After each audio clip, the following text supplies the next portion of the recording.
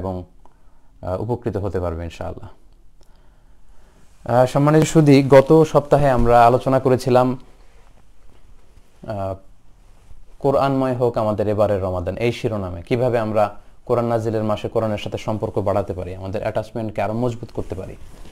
আজকে আমরা সিয়াম রিলেটেড কিছু বিষয় নিয়ে কথা শুনবো, যেহেতু এটা অত্যন্ত গুরুত্বপূর্ণ একটি ইবাদত এবং প্রায় আমাদের কাছে বিভিন্ন প্রশ্ন আসে সিয়াম রিলেটেড, বিভিন্ন বিষয় আমাদের কাছে জানতে চাওয়া হয়। তো আজকে আমরা এই দ্বিতীয় লাইভটিতে সিয়াম রিলেটেড কিছু জরুরি বিষয় নিয়ে আমরা কথা বলবো। বেসিক্যালি তিনটি বিষয় আজকে আমি আপনাদের সামনে কথা উপস্থাপন করবার চেষ্টা করব। প্রথমত হচ্ছে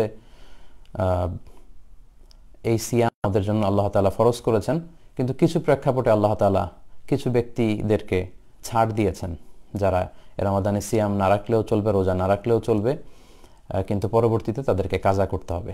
এই বিষয়টা নিয়ে কথা বলবো। পাশাপাশি কি কি কাজ করলে আমাদের এই সিয়াম ভঙ্গ হয়ে যাবে, এই বিষয় নিয়ে অনেকের মধ্যে কনফিউশন থাকে।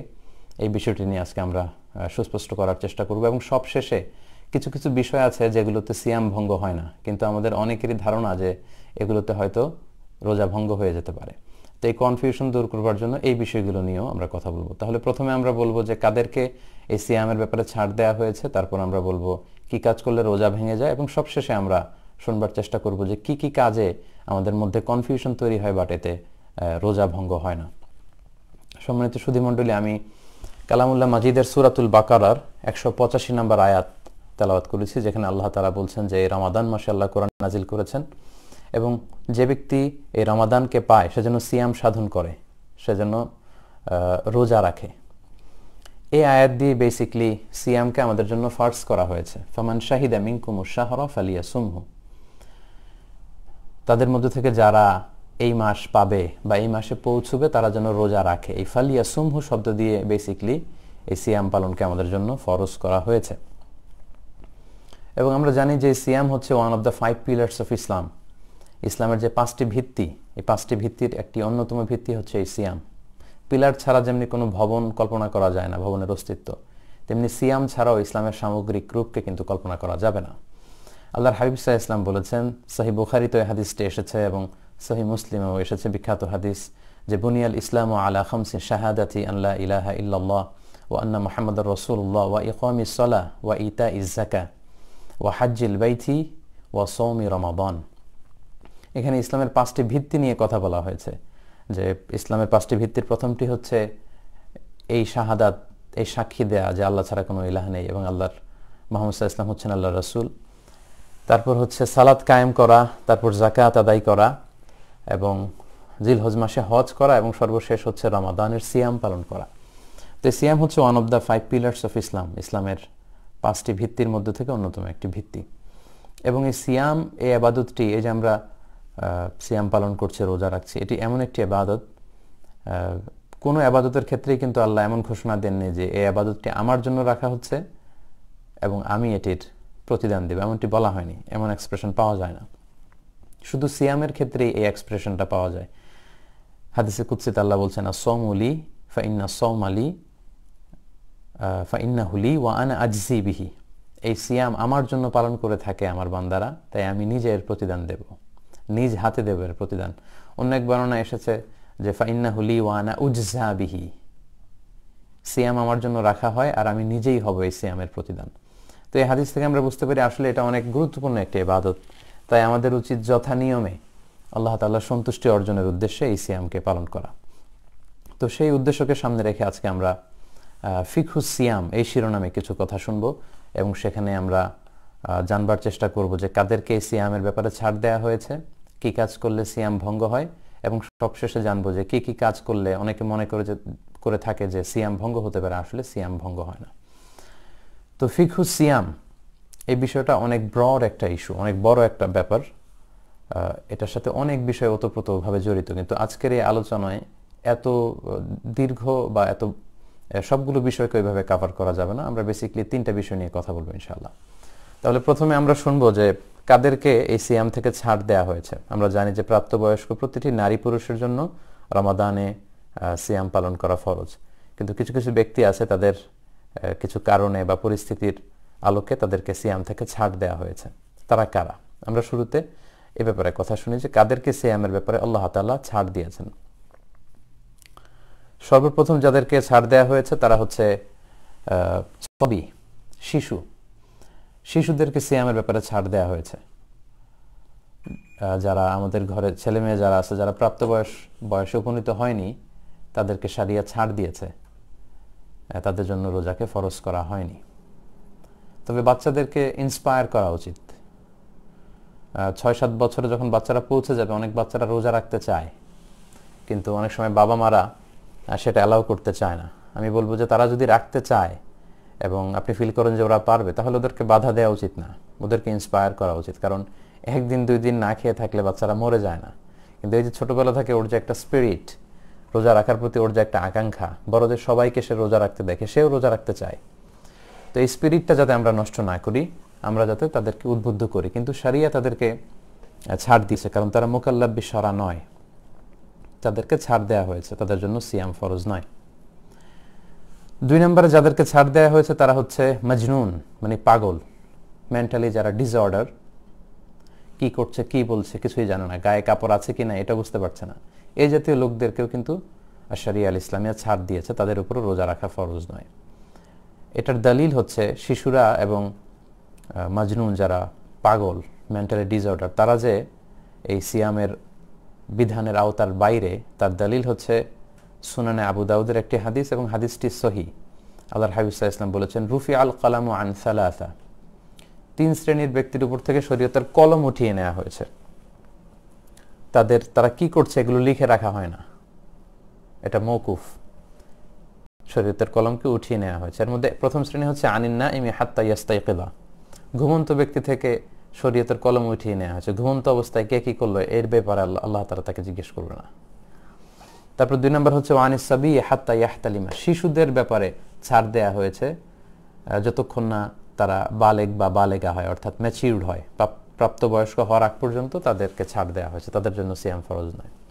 এবং সবশেষে আল্লাহর হাবিব সাল্লাল্লাহু আলাইহি ওয়াসাল্লাম বললেন, ওয়া আনিল মাজনুনি হাত্তা ইয়াকিলা, পাগল, মানসিক বিকারগ্রস্ত যারা, পাগলের জন্য শরীয়ত ছাড় দিয়েছে, তাদের উপর শরীয়তের হুকুম বর্তায় না। তাহলে এই হাদিসের আলোকে, সুনান আবু দাউদের এই হাদিসের আলোকে আমরা বুঝলাম শিশুদের জন্য সিয়াম পালন ফরজ নয়, এবং যারা পাগল তাদের জন্য সিয়াম পালন ফরজ নয়। 3 নম্বরে যাদেরকে ছাড় দেওয়া হয়েছে তারা হচ্ছে অসুস্থ, যেটাকে কোরআনের ভাষায় বলা হয়েছে মারিদ, অসুস্থ। রমাদানে যদি আপনি এমন অসুস্থ হয়ে পড়েন যে অসুস্থতার কারণে আপনি প্রাণনাশের আশঙ্কা করছেন, কিংবা মারাত্মকভাবে স্বাস্থ্যহানির আশঙ্কা করছেন, এবং আপনার পক্ষে সিয়ামকে কন্টিনিউ করা সম্ভব হচ্ছে না, সে পর্যায়ে আপনি রোজা ভাঙতে পারবেন, কিন্তু পরবর্তীতে আপনাকে কাজা করতে হবে। তাহলে অসুস্থদের জন্য ছাড় দেওয়া হয়েছে। 4 নম্বর হচ্ছে মুসাফির, যারা সফরে বের হয়েছে। রমাদানকালীন সময় যদি আপনি ট্রাভেলে বের হন, যেহেতু ট্রাভেলের মধ্যে অনেক কষ্ট আছে, as-সাফর কিতাআতুম মিনাল আযাব, আরবি উপমায় বলা হয় যে সফর হচ্ছে আযাবের একটা অংশ, অনেক পেরেশানি থাকে সফরে। তো এই জন্য যারা ট্রাভেল করবে, সফর করবে, সফরকালীন সময়ে আশ-শারিয়া আল ইসলামিয়া তাদেরকে সিয়ামের ব্যাপারে ফ্লেক্সিবিলিটি দিয়েছে, ছাড় দিয়েছে। এমনটা নয় যে তাকে রোজা ভাঙতেই হবে, এমনটা নয়। সে যদি চায় যে রোজা ভাঙবে, তাহলে সে রোজা ভাঙতে পারবে, কিন্তু পরবর্তীতে তাকে কাজা করতে হবে। এখন কোন ধরনের সফরের ক্ষেত্রে শারিয়া আমাদেরকে এটা অ্যালাউ করবে?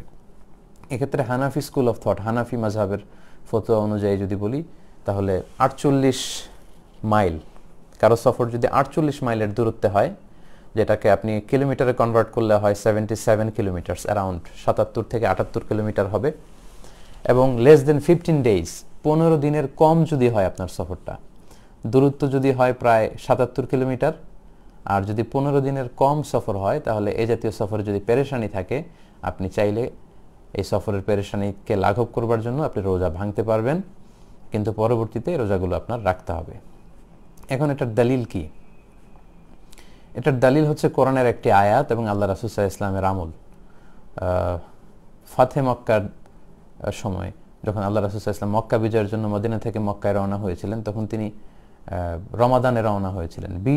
20 রমাদানে মক্কা বিজয় হয়েছে, আমরা জানি রমাদানের 20 তারিখে, এবং এটা 8ম হিজরির ঘটনা। তো আল্লাহর হাবিব সাল্লাল্লাহু আলাইহি ওয়াসাল্লাম যখন মদিনা থেকে মক্কায় সফর করলেন, তখন কুদাইদ নামক জায়গায় যখন তিনি পৌঁছলেন, তখন তিনি সফরের পেরেশানি থেকে একটু শান্তির জন্য, একটু কষ্ট লাঘবের জন্য, যেহেতু ছাড় দেয়া আছে, আল্লাহ রাসূল সাল্লাল্লাহু আলাইহি ওয়াসাল্লাম রমজান মাসে রোজা ভঙ্গ করলেন। এবং আল্লাহর হাবিব সাল্লাল্লাহু আলাইহি ওয়াসাল্লামের আমলটি দেখে সাথে থাকা সব সাহাবীরা তারাও কিন্তু পানি খেয়ে রোজা ভঙ্গ করলো। হাদিসটি এসেছে সহিহ বুখারীতে, খরাজা আমাল ফাতহি ফি রমাদান ফাসামা হাত্তা বালাগাল কুদাইদ সুম্মা আফতারা ওয়া আফতারু। ওই সফরে কুদাইদ নামক জায়গা যখন আল্লাহ রাসূল সাল্লাল্লাহু আলাইহি ওয়াসাল্লাম আসলেন, তখন তিনি পানি খেয়ে ওটের উপর বসা ছিলেন, পানি খেলেন এবং আল্লাহ রাসূল সাল্লাল্লাহু আলাইহি ওয়াসাল্লামের পানি খাওয়ার দৃশ্য সবাই দেখতে পেল। আল্লাহ রাসূল সাল্লাল্লাহু আলাইহি ওয়াসাল্লাম জনসম্মুখে এটা করলেন যাতে করে সবাই বুঝতে পারে যে সফর অবস্থায় রোজা ভাঙা জায়েজ, এবং এটা থেকে যাতে অন্যরাও ফ্লেক্সিবিলিটি নিতে পারে। আল্লাহ রাসূল সাল্লাল্লাহু আলাইহি ওয়াসাল্লামের দেখা দেখি সাথে থাকা সব সাহাবারাও ওনারাও পানি খেয়ে রোজা ভাঙলেন। তাহলে এই হাদিস থেকে আমরা বুঝলাম যে সফর অবস্থায় শরিয়া আমাদেরকে এটা ছাড় দিয়েছে। এবং সূরা বাকারার 184 নম্বর আয়াতেও এ ব্যাপারে স্পষ্ট প্রমাণ পাওয়া যায়। তার তৎপরবর্তী আয়াত 185 নম্বর আয়াতেও কিন্তু এ ব্যাপারে আল্লাহ তাআলা দুইবার এই কথাটি ঘোষণা করেছেন যে ফামান কানা মিনকুম মারিদান। সূরা বাকারার 184 নম্বর আয়াতে আল্লাহ বললেন ফামান কানা মিনকুম মারিদান, তোমাদের মধ্যে থেকে যারা অসুস্থ হয় এই রমাদানে, আও আলা সফর, কিংবা যদি সফরে থাকে, ট্রাভেল করে, ফাইদ্দাতুম মিন আইয়ামিন উখর, তাহলে তারা রোজা ভাঙতে পারবে, কিন্তু ফায়াউদ্দুনা মিন আইয়ামিন উখর, তারা অন্য সময়ে এটা গুনে গুনে আদায় করে ফেলবে, অর্থাৎ কাজা করবে। লেটস সে সফরের জন্য যদি আপনি 5টি রোজা ভাঙেন, কিংবা অসুস্থতার কারণে যদি 5টি রোজা ভাঙেন, বছরের অন্য 11 মাসের যে কোনো সময়ে আপনি এর পরের রমাদান আসার আগেই এই 5টি রোজা আপনাকে কাজা করে ফেলতে হবে। এবং যত দ্রুত আপনি কাজা করে ফেলতে পারেন ততই ভালো, কারণ এটা আপনার জন্য আবশ্যকীয় একটা ইবাদত। এবং আপনি এগুলো আদায় না করে যদি আল্লাহর কাছে যান, তাহলে এগুলো ছাড়াই কিন্তু আপনি আল্লাহর কাছে হাজির হবেন। সো যত দ্রুত সম্ভব, as soon as we can, আমাদের উচিত আমাদের কাজা সিয়াম যদি থাকে এগুলো আদায় করে ফেলা। তাহলে 3 আর 4 নম্বরে আমরা জানলাম অসুস্থ ব্যক্তি এবং যারা সফরে আছে তাদেরকে শরিয়া ইসলামিয়া ছাড় দিয়েছে। 5 নম্বরে হচ্ছে যারা খুব বয়োবৃদ্ধ, অতিবৃদ্ধ, লেটসে অতিশীপর যারা, অশীতিপর বৃদ্ধ যারা প্রায় 80-90 বছর বয়স হয়ে গিয়েছে, অসুস্থতার কারণে তাদের হয়তো রোজা রাখা সম্ভব হচ্ছে না, বা এত বয়স তাদের পক্ষে তাদের সাধ্যের বাইরে, আউট অফ দেয়ার ক্যাপাসিটি, তাদের জন্য কিন্তু ইসলাম তাদেরকে ছাড় দিয়েছে। পাশাপাশি এমন অসুস্থ যার সুস্থ হওয়ার আর কোনো সুযোগ নেই, লেটসে ডক্টর তাকে বলে দিয়েছে যে আপনার এই রোগ থেকে আবার সুস্থ হয়ে ফিরে আসার কোনো সুযোগ নেই, এই রোগ আপনাকে ছাড়বে না, এবং এই অসুস্থতার কারণে সে রোজা রাখতেও পারছে না, এরকম ব্যক্তিদের জন্য কিন্তু ছাড় দেয়া হয়েছে। অতিবৃদ্ধ এবং এমন রোগ যে রোগ ভালো হওয়ার কোনো সম্ভাবনা নেই, তো তাদের যেহেতু রোজা রাখার কোনো সুযোগই নেই, পরবর্তীতেও রাখতে পারবে না, কাজা করতে পারবে না, তাদের জন্য শরিয়া ফিদিয়ার ব্যবস্থা করেছে। আল্লাহ তাআলা সূরা বাকারার 184 নম্বর আয়াতে বলছেন ওয়া আলাল্লাযীনা ইউতিকুনাহু ফিদিয়াতুন তুআমু মিসকিন, যারা রোজা রাখতে পারবেই না, একেবারেই পারবে না, তারা মিসকিনদেরকে খাবার খাওয়াবে, তুআমু মিসকিন তারা করবে। ফিদিয়াটা কি? ফিদিয়া হচ্ছে প্রত্যেক রোজার জন্য, খুব সহজ সাপটা উত্তর হচ্ছে প্রত্যেক রোজার জন্য 2 জন মিসকিনকে খাইয়ে দেওয়া। That is the easiest one. প্রত্যেকটি রোজার জন্য 2 জন মিসকিনকে আপনি খাওয়াবেন, এবং এই খাবারটা হবে এই মিডিয়াম স্ট্যান্ডার্ডের খাবার। আপনি সাধারণত সারা বছরব্যাপী যে ধরনের খাবার নিজে গ্রহণ করে থাকেন, এই মানের 2 বেলা খাবার খাওয়াতে যত টাকা লাগে টাকাও দিতে পারেন, বাড়িতে এনে যদি খাওয়াতে চান মিসকিনদেরকে সেটাও করতে পারেন। 30 জন মিসকিনকে যদি আপনি একসাথে এনে 30 দিনের জন্য 2 বেলা খাইয়ে দেন সেটাও হবে, অথবা একজনকে যদি 2 বেলার করে 30 দিনের জন্য টাকা পে করে দেন সেটাও হবে। সাইয়েদনা আনাস রাদিয়াল্লাহু তাআলা আনহু, উনি যখন খুব বৃদ্ধ হয়ে গিয়েছিলেন এবং এই বার্ধক্যের কারণে যখন তিনি রোজা রাখতে পারছিলেন না, হাদিসে এসেছে যে উনি ফাকাদ সাবাতা আন আনাস ইবনে মালিক আন্নাহু কানা ফিল আম আল্লাযী মাতা ফীহি লাম ইয়াস্তাতি আইয়াসুমা রমাদান, তিনি অসুস্থতার কারণে, বার্ধক্যের কারণে রোজা রাখতে পারছিলেন না। ফাআতআমা 30 মিসকিনান খুবজান ওয়া লাহমা, তিনি 30 জন মিসকিনকে ফিদিয়া হিসেবে রুটি আর গোশত খাইয়েছিলেন, হাত্তা আশবাউ, এবং এই 30 জন মিসকিন পেট ভরে তারা খেয়েছিল। তাহলে ফিদিয়ার সহজ কথা হচ্ছে যে আপনি প্রত্যেকটা রোজার জন্য একজন মিসকিনকে 2 বেলা খাবার তাদেরকে খাইয়ে দিবেন, অথবা 2 বেলা খাবারের দাম যত হয় সেটা আপনি দিয়ে দেবেন। লেটসে আপনি যে মানের খাবার খান প্রতি বেলায়, সেটার দাম যদি 50 টাকা মূল্যমানের হয়, তাহলে 2 বেলার জন্য তাকে একটি রোজার ফিদিয়া হিসেবে 100 টাকা দিতে হবে, 30 রোজার জন্য 3000 টাকা দিতে হবে। এইভাবে প্রত্যেকের খাবারের যে স্ট্যান্ডার্ড সেটা অনুযায়ী কিন্তু আপনারা ফি দিয়ে আদায় করতে পারেন। অনেকেই আমাদের কাছে প্রশ্ন করেন যে হুজুর আমার দাদি খুব অসুস্থ, আমার নানি খুব অসুস্থ এবং এত বয়স, রমজানের পরে যে রোজা রাখতে পারবে সেটারও সুযোগ নেই, তো সেক্ষেত্রে ওনারা ফি দিয়ে দিবে এই সিস্টেম ফলো করে। এখানে হাদিসে নিসফু সামিনাত তাআমের কথা এসেছে, খাবারের মধ্য থেকে চাল দিয়ে যদি আপনি দেন তাহলে কিলোগ্রাম নিসফ 1.5 কেজি। সেই কমপ্লেক্সিটিতে আমি গেলাম না, খুব সহজ সাপটা উত্তর হচ্ছে আপনি ফিদিয়াতুত তাআমু মিসকিন, একটি রোজার জন্য একজন মিসকিনকে 2 বেলা খাবার খাওয়াবেন অথবা ওই খাবারের টাকা দিয়ে দিলে ওই দিনের ফিদিয়া আদায় হয়ে যাবে। 30 দিনের জন্য 30 জন মিসকিনকে অথবা একজনকে 30 দিন যদি আপনি খাবার খাইয়ে দেন কিংবা টাকা দিয়ে দেন তাহলে ফিদিয়া আদায় হয়ে যাবে। তাহলে এই 5 শ্রেণীর লোককে ছাড় দেওয়া হলো। 6 নম্বর হচ্ছে তাদেরকে বলা হয় আসহাবুল আমাল আশ-শাক্কা, যারা খুব হার্ড ওয়ার্কিং করে এবং ওই কাজের কারণে ওই কাজ ছাড়া তাদের উপার্জনের আর কোনো মাধ্যম নেই এবং তাদের পক্ষে রোজা রাখাও সম্ভব হচ্ছে না। এই ধরনের লোকদেরকেও কিন্তু শরিয়া ছাড় দিয়েছে। যেমন লেটস সে চৈত্র মাসে, আমাদের বাংলাদেশে যে প্রচণ্ড চৈত্রের রোদ, ওই চৈত্র মাসে যারা রিক্সা চালায়, এরকম রিক্সা চালকদের সাথে যদি আপনি কথা বলেন তাহলে তাদের অনেকেই রোজা রাখে না, কারণ এটা আউট অফ দেয়ার ক্যাপাসিটি, তাদের সাধ্যের বাইরে। তারা যদি চৈত্র মাসে রিক্সা চালিয়ে জীবন ধারণ করতে হয় তাহলে রোজা রাখাটা তাদের পক্ষে সম্ভব না। আমাদের অনেক বাংলাদেশি ভাইরা তারা সৌদি আরবে বা আরব বিশ্বে মরুভূমিতে কাজ করে, প্রচণ্ড রৌদ্র, সেখানকার মরুভূমিতে তারা কাজ করার কারণে তারা রোজা রাখতে পারে না। যদি রোজা রাখে ওরা মারাই যাবে, ডিহাইড্রেশনে ভুগবে, পানি শূন্যতায়। অনেকে আয়রন ফ্যাক্টরিতে কাজ করে, আপনারা লোহার যে ফ্যাক্টরি, এই জাতীয় ফ্যাক্টরিতে যারা যে ওয়ার্কাররা আছে তাদের কাজ আপনারা কখনো দেখেছেন কিনা? তাদের কাজটা এতই কষ্টকর, তাদের পক্ষে পানি না খেয়ে এই ধরনের কাজ করা আসলে সম্ভব না। তো তাদের ক্ষেত্রে কথা হচ্ছে যে ওনারা ওই রমাদান মাসে অন্য কোনো কাজের ব্যবস্থা যদি তারা করতে পারে তাহলে সেটা করে তারা রোজা রাখবে। আর যদি এই উপার্জনের মাধ্যম ছাড়া তাদের পক্ষে আর অন্য কোনো উপার্জনের পদ্ধতি অবলম্বন করা সম্ভব নাই হয়, তাহলে শরিয়া ইসলামিয়া তাদেরকে ছাড় দিয়েছে, তারা রোজা ভাঙতে পারবে, কিন্তু পরবর্তীতে তাদেরকে এই সিয়ামগুলো কাজা করে নিতে হবে। কারণ ইসলামী শরিয়ার অনেকগুলো মাকাসেদ আছে, যেই লক্ষ্যগুলোকে সামনে রেখে শরিয়াকে আমাদের জন্য প্রেসক্রাইব করা হয়েছে। এর মধ্যে অন্যতম একটা মাকাসেদ হচ্ছে হিফজুন নাফস, মানে জীবন বাঁচানো। এটা জরুরি। আগে তো আপনার জীবন বাঁচাতে হবে, জীবনের জন্য শরিয়া, শরিয়ার জন্য জীবন নয়।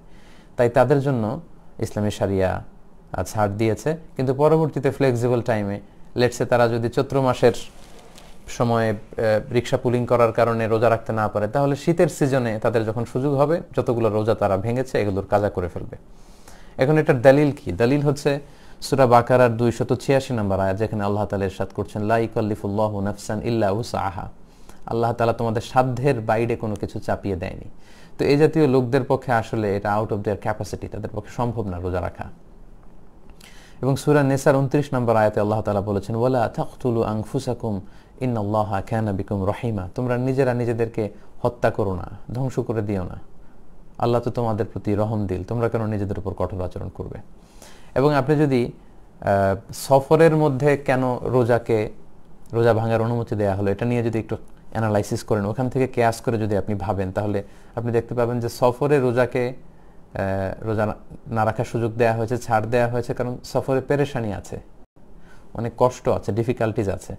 তো সফরে যে পরিমাণে কষ্ট, যারা মরুভূমিতে কাজ করে, আমাদের যে ভাইরা, আমাদের যে রেমিটেন্স ফাইটাররা মরুভূমিতে কাজ করে, যারা চৈত্র মাসে রিক্সা চালায়, যারা কনস্ট্রাকশনের কাজ করে প্রচণ্ড রোদে, তাদের যদি আউট অফ ক্যাপাসিটি হয় এবং এটা ছাড়া উপার্জনের কোনো মাধ্যম না হয়, তাহলে অবশ্যই শরিয়া তাদেরকে ছাড় দিবে এবং সেটার আলোকেই তারা রোজা ভাঙতে পারবে, কিন্তু পরবর্তীতে তাদেরকে কাজা করতে হবে। অ্যাট দ্য সেম টাইম রমাদানে যদি অন্য কোনো ধরনের উপার্জনের মাধ্যম তারা ব্যবস্থা করতে পারে সেটা সবচেয়ে ভালো। 7 নম্বর ইসলাম যাদেরকে রোজার ব্যাপারে ছাড় দিয়েছে তারা হচ্ছে হামিল, গর্ভবতী নারী, প্রেগনেন্ট। ডক্টর যদি বলে যে রোজার কারণে আপনার ক্ষতি হতে পারে, বাচ্চার ক্ষতি হতে পারে, যেহেতু তিনি হয়তো না খেয়ে থাকতে পারবেন, কিন্তু তিনি না খেলে বাচ্চা তো খাবার পাবে না, বাচ্চা তখন রক্তশূন্যতায় ভুগবে, ম্যালনিউট্রিশনে ভুগবে, পুষ্টিহীনতায় ভুগবে। তো এই জন্য শরিয়া তাদেরকে ছাড় দিয়েছে, গর্ভবতী নারী, তবে পরে তারা কাজা করে নেবেন। পাশাপাশি আল মুরদিয়া, মানে ব্রেস্ট ফিডিং মাদার, যে মায়েরা দুধ খাওয়াচ্ছে বাচ্চাদেরকে, কারণ মায়েদের বুকে দুধ হয়, তারা সারাদিন যেটা খান সেটার পুষ্টি থেকে তাদের ব্রেস্টে দুধ আসে। তো ওনারা যদি নিজেরাই খেতে না পারেন রোজার কারণে, তাহলে বুকে দুধ আসবে না, ফলে একেবারে যারা একেবারে দুগ্ধপোষ্য যে শিশু, তার জন্য কষ্টকর হয়ে যাবে সার্ভাইভ করা। এজন্য গর্ভবতী নারীদেরকে এবং ব্রেস্ট ফিডিং মাদার যারা দুধ খাওয়াচ্ছে এরকম নারীরা, তাদের জন্য শরিয়া ছাড় দিয়েছে ডক্টরের কনফার্মেশন সহকারে। তারা চাইলে রোজা ভাঙতে পারবেন, কিন্তু পরবর্তীতে এগুলো কাজা করতে হবে। এটার দলিল হচ্ছে সুনান আবু দাউদের একটি হাদিস, হাদিসটি সহিহ। আল্লাহর হাবিব সাল্লাল্লাহু আলাইহি ওয়াসাল্লাম বলেছেন, ইন্নাল্লাহা আযজা ওয়া জাল্লা ওয়াদা আনিল মুসাফির শাতরাস সালাতি ওয়াস সিয়াম ওয়া আনিল হামিলি ওয়াল মুরদি'। যারা সফর করে তাদের সালাতকে অর্ধেক করে দেওয়া হয়েছে, মানে তারা কসর পড়তে পারবে, এবং তাদের জন্য সিয়ামের ফ্লেক্সিবিলিটি দেওয়া হয়েছে। পাশাপাশি গর্ভবতী নারী এবং দুধ খাওয়াচ্ছে এমন নারীদেরকে শরিয়া ফ্লেক্সিবিলিটি দিয়েছে। আল্লাহ তাদের থেকে সিয়ামের বিধানকে লাঘব করে দিয়েছে বা নামিয়ে নিয়েছে, ফলে তারা রোজা ভাঙতে পারবে এবং পরবর্তীতে এগুলোর কাজা করে নিলেই হবে। কতগুলো রোজা ভাঙলো, জাস্ট এগুলো কাজা করে নিলে হবে ইনশাআল্লাহ। এরপর 9 নম্বর হচ্ছে আমাদের বোনদের যখন পিরিয়ড চলে, যাদের পিরিয়ড চলে, যেটাকে হায়েদ বলে আরবিতে, মেনস্ট্রুয়েশনাল পিরিয়ড চলাকালীন রোজা রাখা যাবে না, তাদেরকে ছাড় দেওয়া হয়েছে, তবে এগুলো কাজা করবে পরে। পাশাপাশি নেফাজ যেটাকে বলে, আফটার বেবি ডেলিভারি পিরিয়ড অথবা পোস্ট পার্টাম পিরিয়ড যেটাকে বলে, বাচ্চা ডেলিভারি দেওয়ার পরে আমাদের মায়েদের বোনদের যে ব্লিডিংটা হয় লম্বা সময়, প্রায় 40 দিন, রমাদান মাস যদি ওই টাইমে পড়ে যায় তাহলে এই সিয়ামগুলো তারা রাখতে পারবেন না এবং তাদেরকে ছাড় দেওয়া হয়েছে। কয়টা রোজা তাদের ভাঙলো সে কারণে তারা গুনে রেখে পরবর্তীতে এগুলো আদায় করবে। এর দলিল হচ্ছে সুনানে তিরমিজির হাদিস, বর্ণনা করেছেন আম্মা জান আয়েশা রাদিয়াল্লাহু তাআলা আনহা। তিনি বলেছেন যে কুন্না নাহিদু আলা আহদি রাসূলিল্লাহি সাল্লাল্লাহু আলাইহি সাল্লাম। আম্মা জান আয়েশা বলেন, আমরা আল্লাহ রাসূলের যুগে যখন আমাদের মাসিক হতো, সুম্মা নাথুর, এরপর আমরা সুস্থ হতাম, ফায়ামুরুনা বিকাদাইস সিয়াম, তখন আল্লাহর হাবিব সাল্লাল্লাহু আলাইহি ওয়াসাল্লাম রোজাগুলো কাজা করার জন্য আমাদেরকে আদেশ করতেন, কয়টা ভেঙেছো কাজা করে নাও। ওয়ালা ইয়ামুরুনা বিকাদাইস সালাহ, কিন্তু সালাতগুলো কাজা করার আদেশ করতেন না। এবং এই বিধানটা সচরাচর বিধান আমরা জানি যে হাইজের কারণে, মাসিকের কারণে বোনদের যে সিয়ামগুলো কাটা যায় এগুলো কাজা করতে হয়, কিন্তু সালাতগুলো পরে আর কাজা করা লাগে না। এবং আম্মা জান আয়েশা রাদিয়াল্লাহু তাআলা আনহা ওনার রমাদান যে সিয়ামগুলো কাজা হতো এগুলো তিনি পরবর্তী শাবান মাসে প্রায় 1 বছর পর, 11 মাস পরে এগুলো পালন করতেন। এর কারণ হচ্ছে আল্লাহ রাসূল সাল্লাল্লাহু আলাইহি ওয়াসাল্লামের দিকটাকে খেয়াল করে, কারণ রাসূল সাল্লাল্লাহু আলাইহি ওয়াসাল্লাম নিজেও রমাদানের পরে শাবান মাসে সবচেয়ে বেশি নফল রোজা রাখতেন। তো রাসূল সাল্লাল্লাহু আলাইহি ওয়াসাল্লামের সাথে মিলিয়ে উনিও ওনার ফরজ ভাঙ্গা রোজাগুলো উনি রেখে ফেলতেন। তাহলে হাজব্যান্ড ওয়াইফ আল্লাহ রাসূল সাল্লাল্লাহু আলাইহি ওয়াসাল্লাম এবং আম্মা জান আয়েশা দুজনে মিলে রোজা রাখছেন। বছরের অন্যান্য সময় আম্মা জান আয়েশা রাদিয়াল্লাহু তাআলা আনহা ওনার ভাঙতি রোজাগুলো রাখতেন না, এই কারণে, কারণ অন্য সময় আল্লাহ রাসূল সাল্লাল্লাহু আলাইহি ওয়াসাল্লাম হয়তো দিনের বেলায় আম্মা জান আয়েশা রাদিয়াল্লাহু তাআলা আনহার সঙ্গ চাইতে পারেন। তো উনি যদি কাজা রোজা রাখেন তখন তো সঙ্গ দিতে পারবেন না। তো এই জন্য আল্লাহ রাসূল সাল্লাল্লাহু আলাইহি ওয়াসাল্লামের দিকে খেয়াল করে আম্মা জান আয়েশা শাবান মাসে, পরবর্তী শাবান মাসে প্রায় 10-11 মাস পরে শাবান মাসে ওনার কাজা রোজাগুলো রেখে ফেলতেন রমাদানের আগে দিয়ে, কারণ আল্লাহ রাসূল সাল্লাল্লাহু আলাইহি ওয়াসাল্লাম নিজেও শাবান মাসে বেশি নফল রোজা রাখতেন। ফলে আম্মা জান আয়েশার সঙ্গ পাওয়ার প্রসঙ্গটি দিনের বেলা আর আসতো না। তো এই 10 শ্রেণীর ব্যক্তিকে, সম্মানিত দিনী ভাই এবং বোনেরা, আল্লাহ তাআলা এই রোজার বিধান থেকে ছাড় দিয়েছেন। তবে যাদের ব্যাপারে আমরা উল্লেখ করেছি যে যাদের কাজা করতে হবে, তারা পরবর্তীতে কয়টি রোজা ভেঙেছিল এই পরিস্থিতির কারণে সেগুলো খুব খেয়াল করে ডায়েরিতে টুকে রাখবে অথবা মোবাইলে নোট করে রাখবে কিংবা খেয়াল রাখবে এবং পরবর্তীতে অবশ্যই সেগুলোর কাজা করতে হবে। তাহলে আমরা 3টি বিষয় নিয়ে যে আজকে কথা বলার কথা ছিল, প্রথম বিষয়টি আমরা আলোকপাত শেষ করলাম। এবার আমরা দ্বিতীয় ফিকহুস সিয়ামের দ্বিতীয় পার্টে যাই। সেখানে আমরা বলেছিলাম যে কি কি কাজ করলে রোজা ভেঙে যায়, আজকে আমরা এটা জানবো। এই যে আমরা সিয়াম পালন করছি, প্রায় 6টি রোজা রাখলাম, কি কাজ করলে রোজা ভেঙে যায় এ নিয়ে আমাদের অনেক জল্পনা কল্পনা, অনেক প্রশ্ন। আশা করি আজকের এই লাইভ সেশনটি শুনবার মধ্য দিয়ে আপনাদের সংশয় দূর হবে ইনশাআল্লাহ। এক্ষেত্রে আমরা প্রথমেই সিয়ামের সংজ্ঞা উল্লেখ করতে চাই যে সিয়াম কাকে বলে। সিয়াম বা আসসাওম, এটা সংজ্ঞা হচ্ছে আসসাওমু হুয়াল ইমসাক আনিল আকলি ওয়া শুরবি ওয়াল জিমাই মিন তুলুইল ফাজরি ইলা গুরুবিশ শামসি মা আন-নিয়া। অর্থাৎ খাওয়া অথবা কোনো কিছু পান করা কিংবা স্ত্রী সম্ভোগ করা, এই 3টা কাজ থেকে বিরত থাকা। কখন থেকে? তুলুউল ফাজর ইলা গুরুবিশ শামস, ফজর থেকে শুরু করে সানসেট পর্যন্ত। এই লং পিরিয়ড অফ টাইমে কোনো ধরনের পানাহার করা যাবে না, স্ত্রীর সাথে ইন্টিমেসিতে যাওয়া যাবে না নিয়ত সহকারে এই যে আপনি রিচুয়ালসটা পালন করলেন, এই যে বিধানটা আপনি পালন করলেন, এটার নাম হচ্ছে সওম।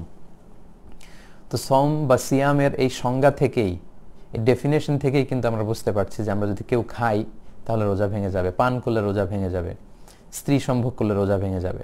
এবং সম্মানিত দিনী ভাই এবং বোনেরা, এই তিনটি মানদণ্ডের কাছাকাছি যে জিনিসগুলো আছে এগুলোর কারণে রোজা ভেঙে যাবে। সরাসরি খাওয়া কিংবা ইনডাইরেক্টলি খাওয়া, এতে রোজা ভেঙে যাবে।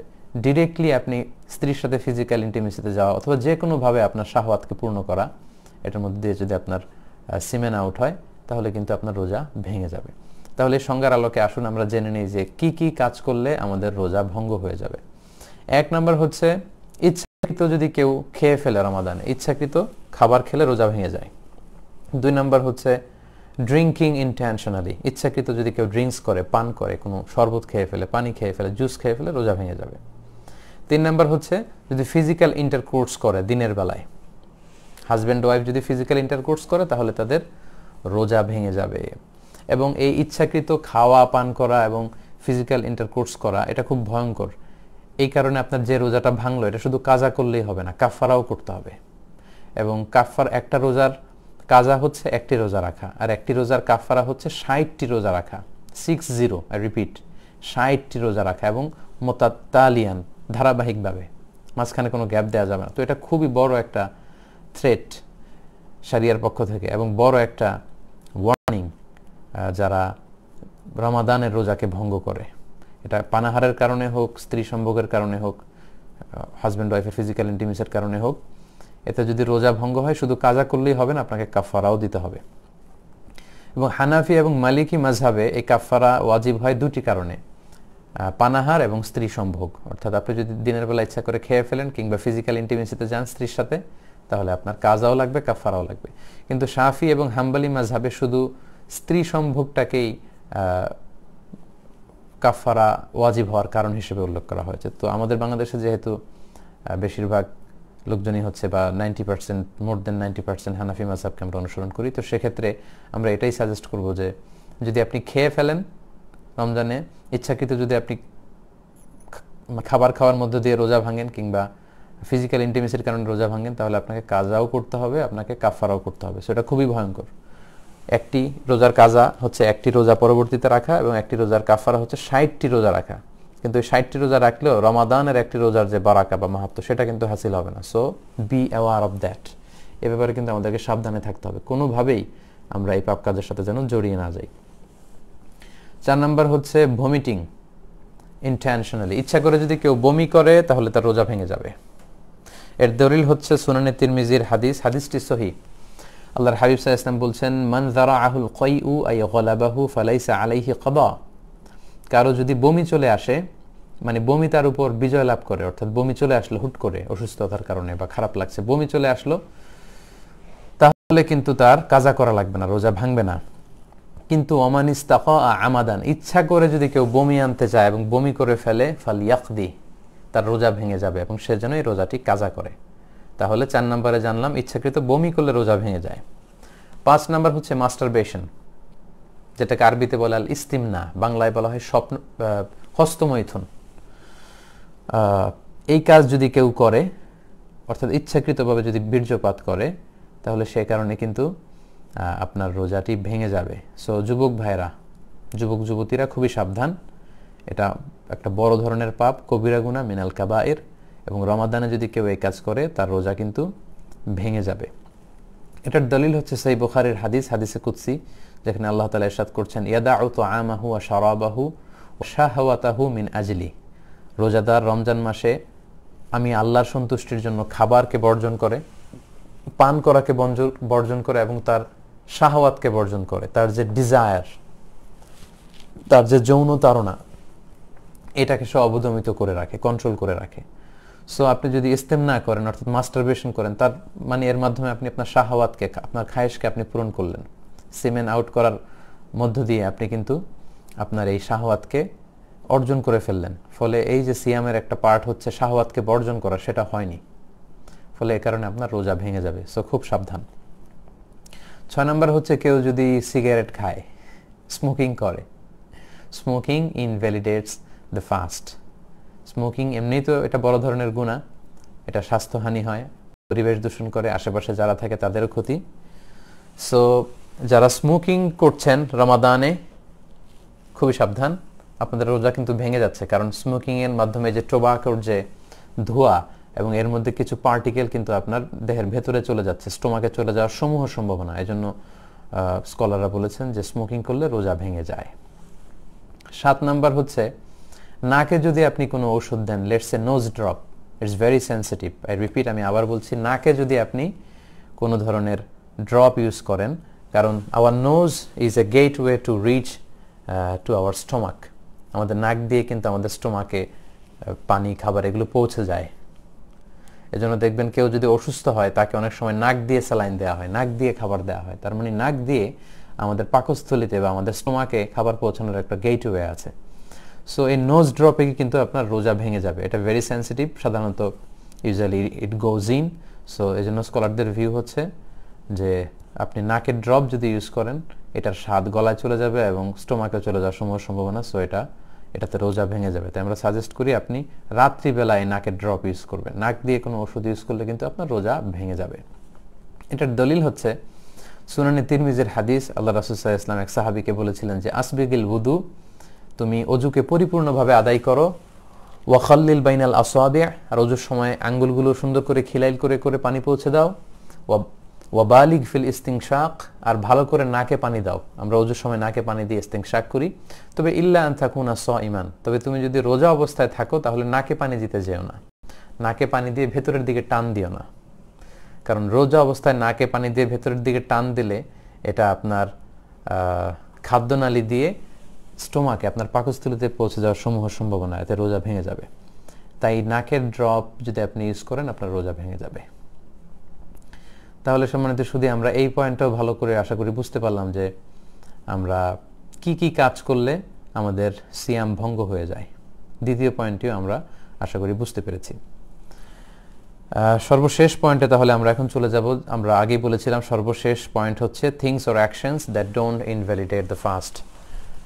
এমন কিছু বিষয় আছে যেগুলো আমাদের মধ্যে খুবই কনফিউজিং এবং প্রায় আমাদের কাছে এই ব্যাপারে প্রশ্ন আসে যে হুজুর এটা করলে রোজা ভাঙবে কিনা, এটা করলে রোজা ভাঙবে কিনা। তো এরকম অনেকগুলো বিষয় আছে যেটা প্রায় আমাদেরকে সংশয়ের মধ্যে ফেলে রাখে এবং আমরা অনেকে এই ব্যাপারে কনফিউজ থাকি, কিন্তু আসলে এই সমস্ত জিনিসের কারণে রোজা ভাঙে না। সেই বিষয়গুলো আমরা খুব সংক্ষেপে উল্লেখ করার মধ্যে দিয়ে আজকের লাইভটি শেষ করবো ইনশাআল্লাহ।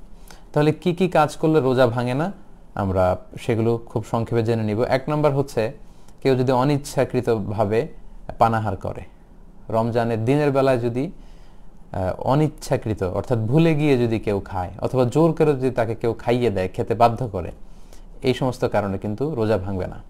লেটস সে আপনি হঠাৎ করে দিনের বেলা 1 গ্লাস পানি খেয়ে ফেললেন, খাওয়ার পরে মনে হলো যে আমি তো রোজা। এরকম অনেক সময় হয়, কিন্তু ওযু করতে যেয়ে অনেকে পানি খেয়ে ফেলেন, পরে মনে হয় রোজা, তো এতে আপনার রোজা ভাঙবে না।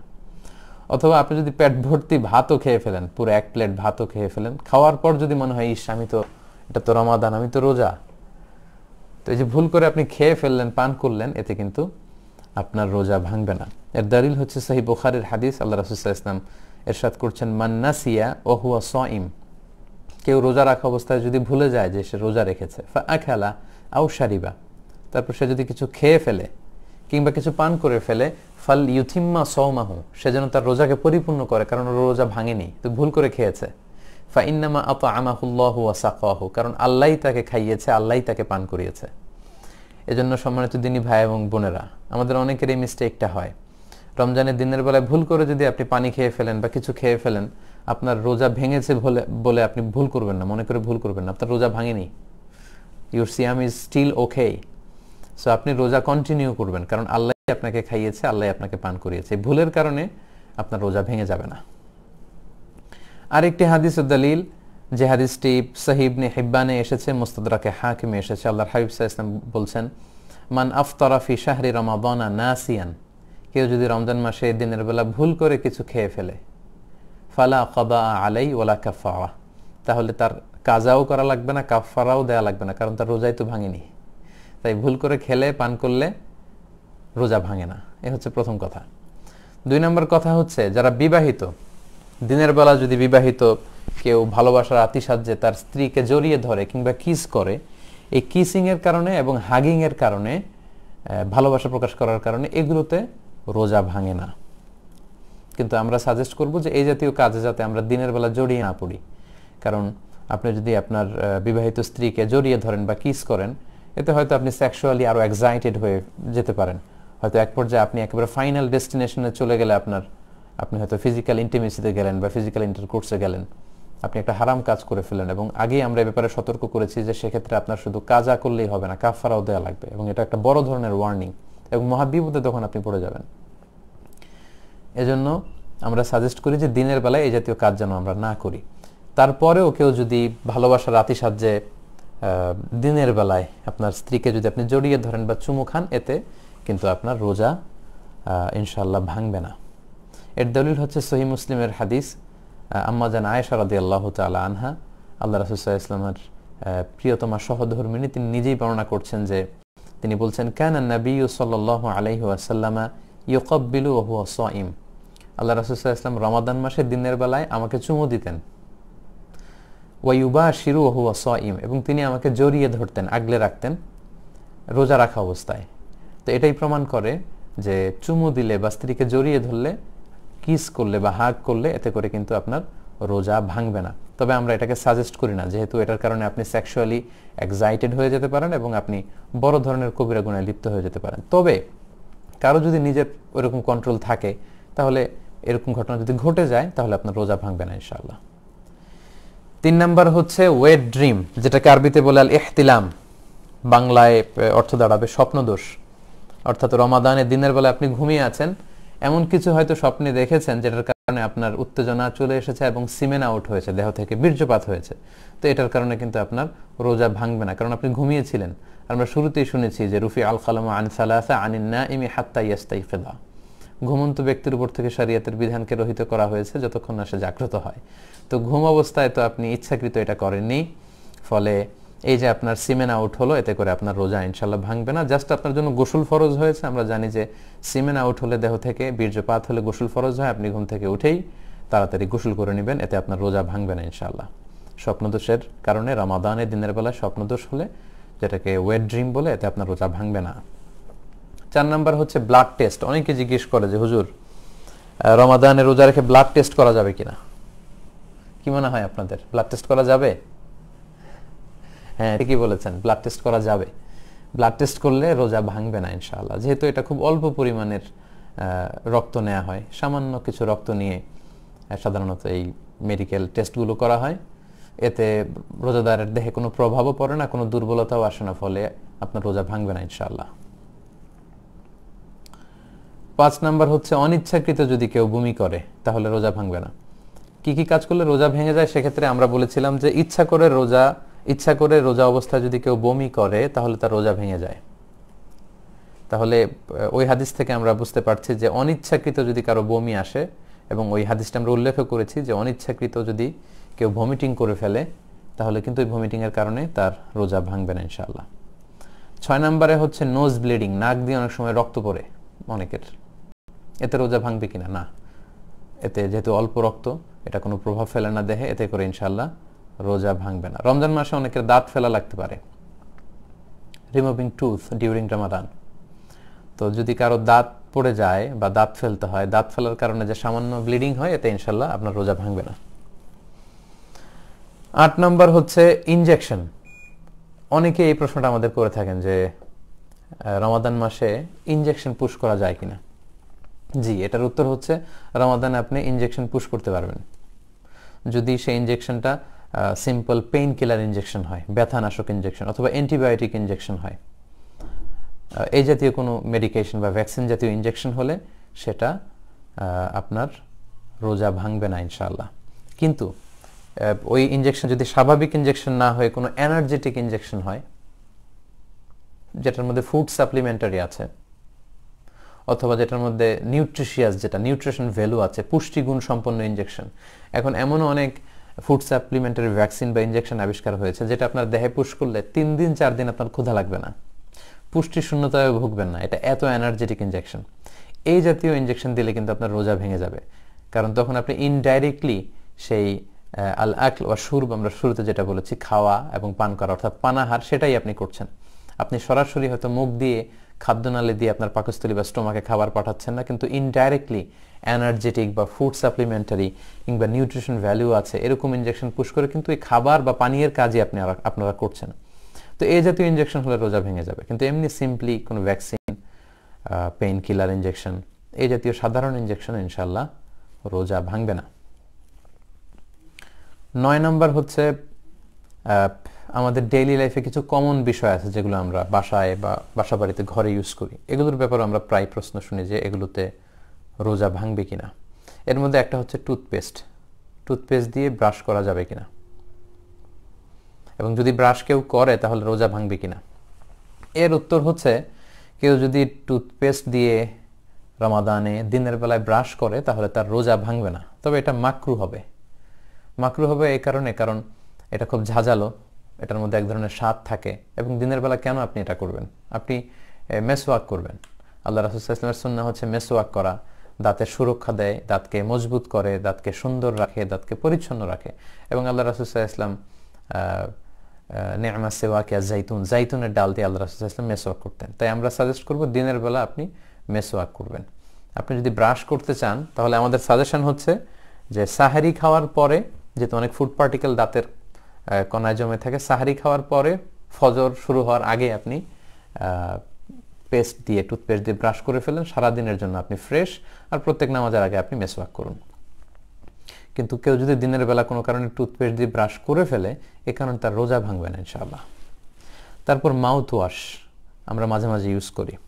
অনেক সময় বিভিন্ন মিটিংয়ে অনেকে থাকে, কাছাকাছি বসে ঘন্টার পর ঘন্টা কথা বলতে হয়।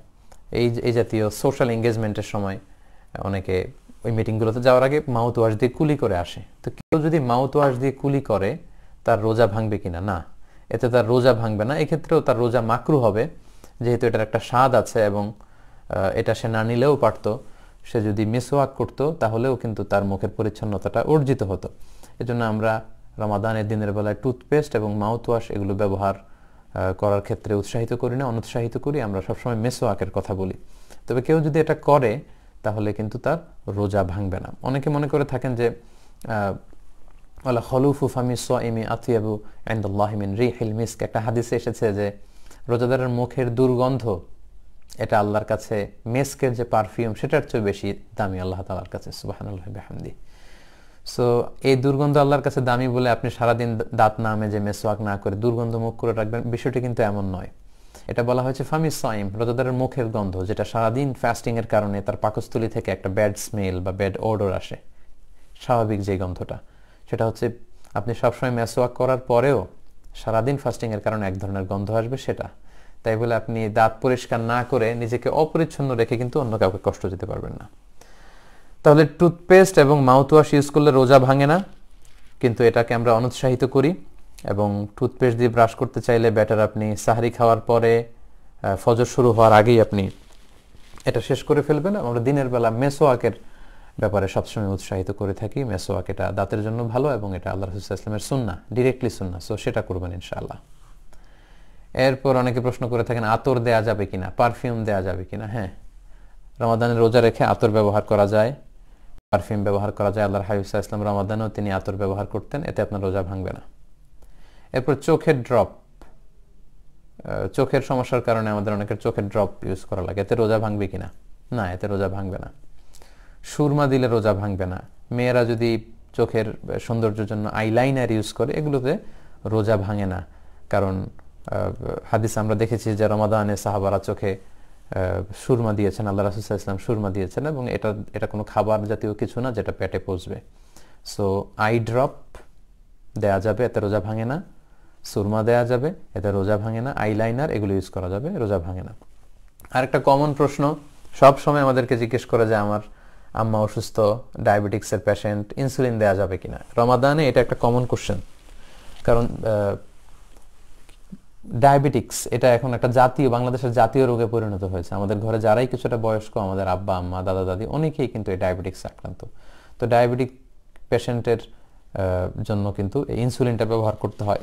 এই ইনসুলিন ব্যবহার করলে রোজা ভাঙে না, কারণ এটা কোনো ধরনের খাবার জাতীয় জিনিসও না, এটা পাকস্থলীতেও পৌঁছে না, এটা চামড়ার মধ্যে দেয়া হয়, গোশতের ভেতরে এটা ঢুকে, ফলে ইনসুলিন দিলে রোজা ভাঙবে না ইনশাআল্লাহ। 10 নাম্বার হচ্ছে অনেক সময় যারা রান্না করেন, এই ব্যাপারটা যারা রান্না করেন, যারা শেফ, রেস্টুরেন্টের শেফ, বাবুর্চি, তাদের ক্ষেত্রে প্রযোজ্য। অনেক সময় রমাদানের দিনের বেলা রান্না করতে হয়, সেক্ষেত্রে তিনি লবণ হলো কিনা, স্পাইসি হলো কিনা, এই স্বাদটা জিহ্বা দিয়ে আন্দাজ করতে পারবেন কিনা, এতে কি রোজা ভাঙবে? উত্তর হচ্ছে না, এতে আপনার রোজা ভাঙবে না ইনশাল্লাহ। এটাকে আরবিতে বলে তাযাউক, স্বাদ নেয়া। জিহ্বা দিয়ে আপনি টেস্টটা দেখলেন যে লবণ কতটুকু হয়েছে। এটা আমাদের প্রায়ই হয়।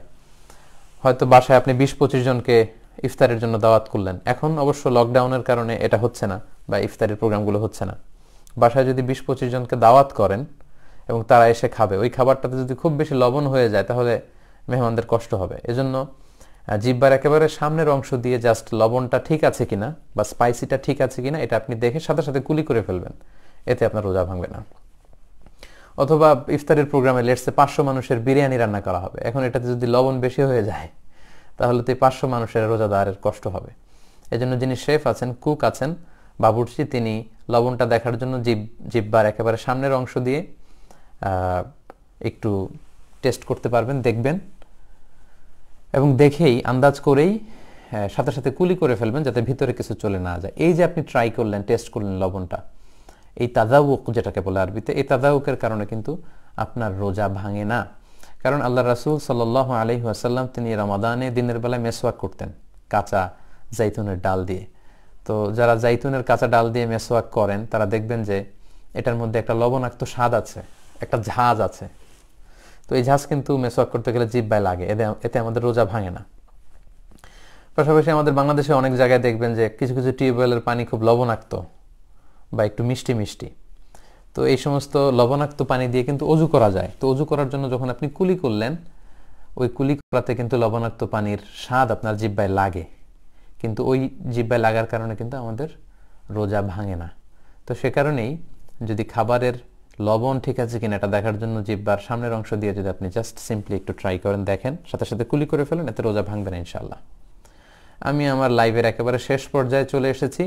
এবার কিছু ডিসপিউটেড ইস্যু নিয়ে কথা বলবো, অর্থাৎ এতক্ষণ যা বলেছি এগুলো খুব সুস্পষ্ট, এগুলোর ব্যাপারে তেমন কোনো মতবিরোধ নেই। এবার বলবো কিছু বিষয় আছে যেগুলো নিয়ে স্কলারদের মধ্যে মতবিরোধ আছে। সেক্ষেত্রে আমি আমার ব্যক্তিগত তেমন কোনো অপিনিয়ন দিতে চাচ্ছি না, আমি স্কলারদের কি মতামত আছে আপনাদের সাথে একটু করে শেয়ার করব।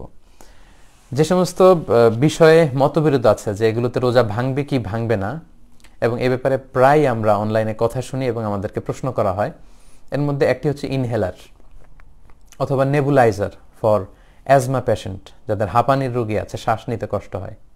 এই ইনহেলার দিলে রোজা ভাঙবে কিনা, ইনহেলার যদি কেউ দেয় এতে করে রোজা ভাঙবে কিনা। এক্ষেত্রে কথা হচ্ছে, স্কলারদের অপিনিয়ন হচ্ছে, যদি এটা স্বাভাবিক ইনহেলার হয়, অর্থাৎ পাফার ইনহেলার বলে, যেটা দিয়ে শুধু অক্সিজেন প্রেস করা হয়, এতে রোজা ভাঙবে না ইনশাআল্লাহ। কিন্তু যদি ভ্যাপোরাইজেশন থাকে, মানে এক ধরনের ধোঁয়া যেখানে মেডিসিনের পার্টিকেল থাকে এবং এটার সমূহ সম্ভাবনা আছে পাকস্থলীর ভেতরে চলে যাওয়ার, পাশাপাশি ড্রাই পাউডার ইনহেলার যেটাকে ডিপিআই বলে, ক্যাপসুল সেট করে তারপরে এই ইনহেলারটা ব্যবহার করতে হয়। এই জাতীয় ইনহেলার যদি হয় তাহলে এটার পার্টিকেল স্টোমাকে চলে যাওয়ার সম্ভাবনা বেশি, ফলে এতে করে রোজা ভেঙে যাবে। সো এটা একটা ডিসপিউটেড ইস্যু, স্কলারদের মধ্যে এ ব্যাপারে মতবিরোধ রয়েছে। যেমন শায়েখ বিন বাজ, মোহাম্মদ ইবনে সালিহ আল উসাইমিন এবং the standing committee for issuing fatwas in Saudi Arabia, তাদের মতে ইনহেলার যদি ইউজ করা হয় অ্যাজমা পেশেন্টের জন্য তাহলে রোজা ভাঙবে না, কারণ এটা প্রেস করলে এটা ফুসফুসে যায়, এটা স্টোমাকে যায় না, ফুসফুসকে প্রসারিত করার জন্য ব্যবহৃত হয়। তাদের মতে ইনহেলার ব্যবহার করলে রোজা ভাঙবে না। তাহলে ডিসপিউটেড ইস্যুগুলোর 1 নম্বরটা আমরা শুনলাম। 2 নম্বর হচ্ছে সাপোসিটরি, যেটাকে অনেক সময় ডুশো বলি আমরা বাংলায়। প্রচণ্ড গায়ে ব্যথা কিংবা প্রচণ্ড জ্বর, তো এই জ্বরকে থামানোর জন্য স্বাভাবিক ঔষধে যখন রোগী সুস্থ হচ্ছেন না, তখন ফাইনালি ডাক্তার তাদেরকে ডুশ ইউজ করতে বলে, সাপোসিটরি ইউজ করতে বলে। অ্যানাল পেইন, অ্যানাল মেডিসিন যেটা অ্যানাল পিল, অর্থাৎ পায়খানার রাস্তা দিয়ে এই ডুশটা ঢোকানো হয়।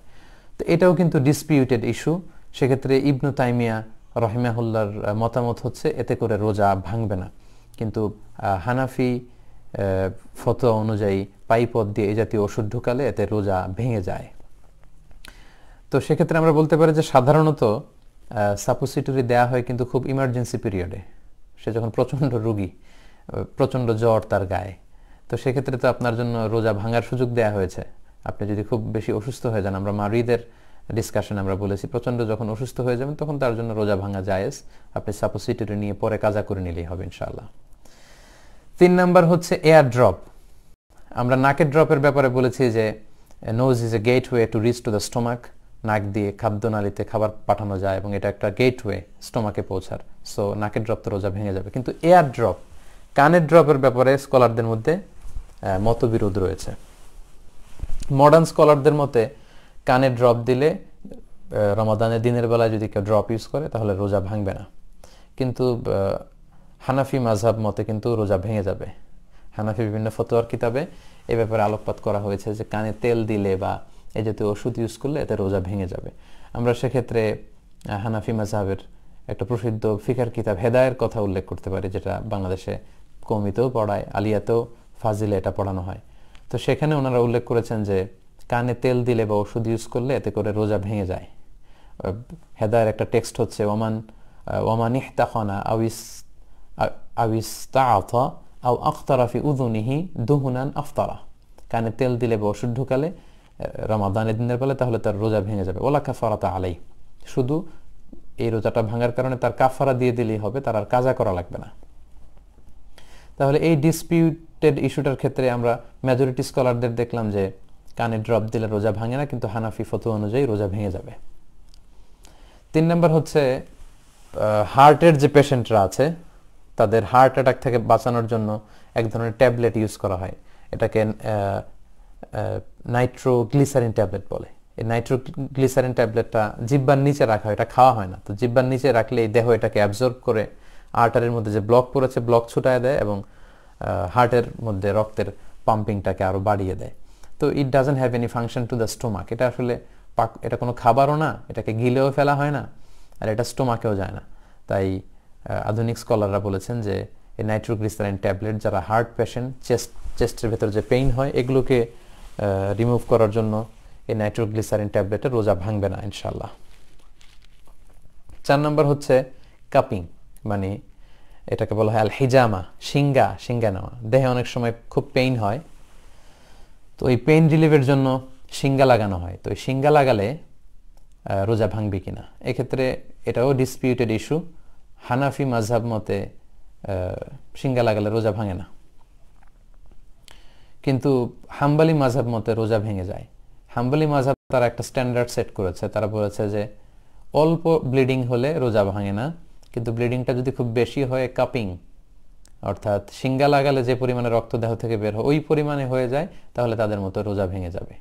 তো শিঙ্গা লাগানো বা কাপিংটা হচ্ছে হাম্বলি মাযহাবে একটা স্ট্যান্ডার্ড, এবং আধুনিক স্কলাররাও এটাকে স্ট্যান্ডার্ড ধরে অল্প রক্ত যদি পড়ে দাঁত থেকে, নাক থেকে বা ব্লাড টেস্ট করার জন্য এতে রোজা ভাঙবে না। কিন্তু কাপিং পরিমাণ হেজামা করলে, শিঙ্গা লাগালে যে পরিমাণে বেশি রক্ত বের হয়, এই বেশি রক্ত বের হলে কিন্তু রোজা ভেঙে যাবে বলে মডার্ন স্কলাররা, বিশেষ করে হাম্বলি মাযহাবের স্কলাররা মতামত দিয়েছেন। কিন্তু হানাফি স্কুল অফ থট অনুযায়ী ইনশাআল্লাহ আপনি যদি শিঙ্গা লাগানোর প্রয়োজনও পড়ে দিনের বেলায়, আপনার রোজা ভাঙবে না ইনশাআল্লাহ। 5 নাম্বার হচ্ছে ডোনেটিং ব্লাড। রোজা রেখে আপনি ব্লাড ডোনেট করতে পারবেন কিনা, এটাও একটা disputed issue. Hanafi school of thought অনুযায়ী রোজা ভাঙবে না, তবে যদি খুব ব্লাড দেওয়ার কারণে যিনি ডোনার তিনি যদি খুব অসুস্থতা অনুভব করেন তাহলে তার রোজাটা মাকরুহ হচ্ছে, এবং প্রচণ্ড অসুস্থতা যদি অনুভব করেন, দুর্বলতা অনুভব করেন, তাহলে তিনি রোজা ভাঙতে পারবেন। দুর্বলতার কারণে পরবর্তীতে এই রোজাটি তার কাজা করে নিতে হবে। এটা হচ্ছে হানাফি স্কুল অফ থটের ফতোয়া। কিন্তু আগে আমরা বলেছি হাম্বলি মাযহাব আবার এক্ষেত্রে বিপরীত মতামত দিয়েছেন। তাদের মতে কাপিংটা যেহেতু একটা স্ট্যান্ডার্ড মেজারমেন্ট, সেক্ষেত্রে বেশি পরিমাণে রক্ত বের হলে রোজা ভেঙে যায়। তো ব্লাড ডোনেশনে তো অনেক রক্ত বের হয়, তো তাদের মতে রোজা ভেঙে যাবে। এই যে সর্বশেষে আমি মতবিরোধপূর্ণ কয়েকটি বিষয় আমি উল্লেখ করলাম, মডার্ন স্কলারদের মতামত দিয়েছে, আমার ব্যক্তিগত কোনো মতামত এখানে আমি উল্লেখ করিনি, যেগুলোর কয়েকটি মতামতের ক্ষেত্রে আমাদের ভারতবর্ষের স্কলারদের কিংবা হানাফি স্কুল অফ থটের যে ক্লাসিক্যাল বুকগুলো আছে সেখানে কিছু মতবিরোধ পাওয়া যায়। তো এই কন্টেম্পোরারি ফিকহি ইস্যুগুলোর ক্ষেত্রে এগুলো আগে ছিল না, যেমন ইনহেলার ইউজ করা, নাইট্রোগ্লিসারিন ট্যাবলেট ইউজ করা, এগুলো আগে ছিল না। তো এগুলো যেহেতু মডার্ন ইস্যু, এগুলোর সমাধান কি হবে? তো এগুলো সমাধান করবে 1997 সালে একটা সেমিনার হয়েছিল। সেমিনারটা হয়েছিল মরক্কোর কাসাব্লাঙ্কাতে 4 দিন ব্যাপী, 1997 সালের জুন মাসের 14 থেকে 17 জুন, 14, 15, 16, 17 এই 4 দিন ব্যাপী একটা কনফারেন্স হয়েছিল। 4 days রিলিজিয়াস মেডিকেল সেমিনার হয়েছিল। যেহেতু এই ইস্যুগুলো ধর্মীয় ব্যাপারগুলোর সাথেও জড়িত, আবার মেডিকেল ইস্যুর সাথেও জড়িত, এবং সেই সেমিনারের টাইটেল ছিল an Islamic view of certain contemporary medical issues, যেটা মরক্কোর কাসাব্লাঙ্কা শহরে হয়েছিল। এবং এই সেমিনারে গোটা বিশ্ব থেকে 3 শ্রেণীর স্কলারদেরকে ইনভাইট করা হয়েছে। যেহেতু শারিয়া ব্যাকগ্রাউন্ড থেকে পড়াশোনা করেছি, যারা শুধু কোরআন সুন্নাহ ফিক নিয়ে পড়াশোনা করবে তারা মেডিকেল ইস্যুগুলো জানার কথা না, আবার যারা মেডিকেল ইস্যুতে এক্সপার্ট তারা কোরআন সুন্নাহ জানার কথা না। তো এই জন্য এই সেমিনারটিতে, ইন্টারন্যাশনাল এই সেমিনারটিতে 3 শ্রেণীর স্কলারদেরকে 1997 সালে মরক্কোর কাসাব্লাঙ্কা শহরে ইনভাইট করা হয়েছিল তাদের রিসার্চ জমা দেওয়ার জন্য।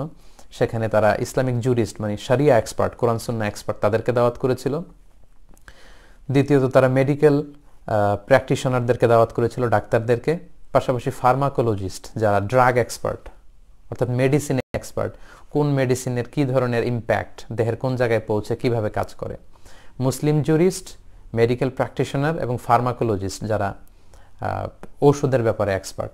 এই 3 শ্রেণীর স্কলাররা সেই সেমিনারে গবেষণা শেষে যে মতামত দিয়েছেন, ওনাদের মতামত হচ্ছে এই ডিসপিউটেড ইস্যুগুলোর ক্ষেত্রে যে কানে যদি আপনি ড্রপ ইউজ করেন তাহলে আপনার রোজা ভাঙবে না। নারীদের ভ্যাজাইনাল কোনো ধরনের মেডিসিন যদি জনিপথ দিয়ে দেহের ভেতরে ঢুকানো হয়, তারা বলেছেন যে সেটা সর্বোচ্চ তাদের গর্ভাশয়ে পৌঁছবে বা জরায়ুতে পৌঁছবে, এতে রোজা ভাঙবে না। এবং এই যে নাইট্রোগ্লিসারিন ট্যাবলেটের কথা আমরা বলেছি, হার্টের পেশেন্টদের জিহ্বার নিচে রাখলে এটা দেহ অ্যাবজর্ব করে ফেলে, এটা স্টোমাকে যায় না, এটা কোনো ধরনের খাবারও না। ওনারা বলেছেন এতে করে রোজা ভাঙবে না। এবং সেখানে ওনারা বলেছেন যে ইনহেলার দিয়ে, স্বাভাবিক ইনহেলারের যে ইউসেজ, এতে করে রোজা ভাঙবে না। তো এই ওনারা যেই ধরনের মতামত ব্যক্ত করেছেন, একটা ইন্টারন্যাশনাল কাউন্সিল অফ ইসলামিক ফিক একাডেমি আছে, আপনারা এটার নাম শুনে থাকবেন। ওনারাও ওনাদের রেজলিউশনে এই একই মতামত উল্লেখ করেছেন যে এই কন্টেম্পোরারি ইস্যু যেগুলোতে হয়তো ইসলামিক স্কলাররা এই ব্যাপারে খুব ভালো জানে না, সো আবার মেডিকেল স্পেশালিস্ট যারা তারাও ইসলামিক বিষয়ে জানে না, ফলে এই 3 ধরনের স্কলারদেরকে এনে ওই কনফারেন্স থেকে এই সিদ্ধান্তে ওনারা স্কলাররা উপনীত হয়েছে। সেখানে মুসলিম জুরিস্টরা ছিলেন, মেডিকেল প্র্যাকটিশনাররা ছিলেন এবং ফার্মাকোলজিস্টরা মিলে ওনারা কিন্তু এই সমস্ত বিষয়ে ঐকমত্যভাবে মতামত পোষণ করেছেন মডার্ন স্কলাররা, যে এই জাতীয় এই যে নাইট্রোগ্লিসারিন বা ভ্যাজাইনাল কোনো মেডিসিন কিংবা এয়ার ড্রপ বা ইনহেলার, এতে করে ইনশাআল্লাহ রোজা ভঙ্গ হবে না। তো আশা করি এই বিষয়টি সম্পর্কে আমরা মোটামুটিভাবে সম্যক একটা ধারণা লাভ করতে সক্ষম হয়েছি। সম্মানিত সুদীপ, শেষে যারা যুক্ত হয়েছেন তাদের উদ্দেশ্যে বলি, আমরা আজকে বেসিক্যালি ফিকহু সিয়াম নিয়ে কথা বলেছি, আর আমরা বলেছি যে ফিকহু সিয়াম অনেক ব্রড একটা ইস্যু। সো এখানে রোজার সব মাসাইল নিয়ে আলোচনা করাটা দুষ্কর। সেক্ষেত্রে আমরা কাদেরকে এই সিয়ামের ব্যাপারে ছাড় দেওয়া হয়েছে এবং কি কাজ করলে রোজা ভেঙে যায় এবং কি কাজ করলে রোজা ভেঙে যাবে না, এই বিষয়ে আমরা আলোচনা করবার চেষ্টা করেছি। আশা করি এই বিষয়গুলো সম্পর্কে আপনাদের একটা মোটামুটি ধারণা হয়েছে। তারপরেও সিয়ামের মাসআলা রিলেটেড যদি স্পেসিফিক কোনো কোশ্চেন থাকে তাহলে আমি বলবো, আপনি যে দেশে আছেন, আপনি যদি ইউকেতে থাকেন বা ইউএসএ থাকেন কিংবা বাংলাদেশে থাকেন, আপনার স্পেসিফিক কোশ্চেন নিয়ে আপনি আপনার স্থানীয় কোনো মুফতি বা স্থানীয় স্কলারদের সাথে যোগাযোগ করতে পারেন, যারা হয়তো আপনার ব্যক্তিগত যে স্পেসিফিক কোশ্চেন সেটার আলোকে বিস্তারিত আপনাকে আরও জানাতে পারবে। আশা করি আজকের এই লাইভটির মধ্য দিয়ে আপনারা ফিকহু সিয়ামের এই 3টি পার্ট সম্পর্কে মোটামুটি একটি ধারণা লাভ করেছেন, এবং আমি আশা করব আপনারা লাইভটি সবাই শেয়ার করে দিবেন যাতে করে অন্যান্য দিনী ভাই এবং বোনেরাও আমাদের এই লাইভটি থেকে উপকৃত হতে পারে। সম্মানিত সুদী, আমরা অলরেডি 2টি লাইভ করে ফেলেছি। আমরা রমাদানে হয়তো আরও 3টি বৃহস্পতিবার পাবো। তার মানে মিজানুর রহমান আজহারি এই পেজ থেকে আমরা আরও 3টি লাইভ করবো ইনশাআল্লাহ। আগামী 3টি লাইভে আমরা ধারাবাহিকভাবে জাকাত নিয়ে আলোচনা করব। জাকাতের যত মাসআলা আছে বা জাকাত আদায়ের পদ্ধতি, জাকাত হিসাব করার পদ্ধতি, জাকাত আদায়ের গুরুত্ব, জাকাত যারা আদায় করবে না তাদের শাস্তি, জাকাত রিলেটেড মডার্ন যত কোশ্চেন আছে, এই সমস্ত বিষয়গুলো নিয়ে আমরা বিস্তর আলোচনা করবার চেষ্টা করব আগামী 3টি পর্বে ইনশাল্লাহ। আপনাদের সবাইকে সেই লাইভগুলোতে অংশগ্রহণের অগ্রিম আহ্বান জানিয়ে আজকের এই লাইভ প্রোগ্রামটি এখানেই শেষ করছি। আপনারা সবাই ভালো থাকবেন, সুস্থ থাকবেন, সুন্দর থাকবেন। সুবহানাকাল্লাহুম্মা ওয়া বিহামদিকা আশহাদু আল্লা ইলাহা ইল্লা আনতা আস্তাগফিরুকা ওয়া আতুবু ইলাইক। ওয়া আলাইকুম ওয়া রাহমাতুল্লাহি ওয়া বারাকাতুহু।